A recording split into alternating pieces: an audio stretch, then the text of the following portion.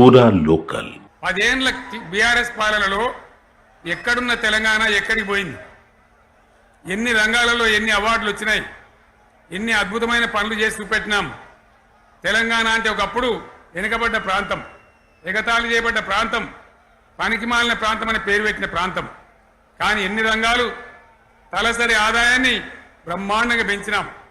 90,000 ఉన్న తలసరి ఆదాయాన్ని 3.5 లక్షల పైచీలకు పెంచుకున్నాం. జిఎస్డిపిని దేశంలో నంబర్ 1 స్థానానికి తీసుకెళ్ళినాం. తెలంగాణలో బ్రహ్మాండంగా పెండింగ్ ప్రాజెక్టులన్నీ కూడా కంప్లీట్ చేసుకున్నాం. కల్వకుర్తి కావచ్చు, నెట్టెంపాడు కావచ్చు, భీమా కావచ్చు, ఎల్లంపల్లి కావచ్చు, మిడిమానేరు కావచ్చు, అక్కడ మేఘాల మీద పనిచేసి దాన్ని అంతా కూడా కంప్లీట్ చేసి ఒక్క పాలమూరు జిల్లాలోనే 10 లక్షల ఎకరాలకు సాగునీళ్ళు ఇచ్చుకున్నాం. బ్రహ్మాండమైనటువంటి ఇరిగేషన్ ప్రాజెక్టు కంప్లీట్ చేసుకున్నాం. 3.5 లక్షల టన్నుల వడ్లు పండించే స్థాయికి తెలంగాణను తీసుకొని పోయినాం. వరంగల్ గడ్డ కోసం, ఇదే జిల్లా కోసం పెండింగ్లో ఉన్న దేవాదుల ప్రాజెక్టును కంప్లీట్ చేసి ఈ గడ్డకు నీళ్లు తెచ్చుకున్నాం.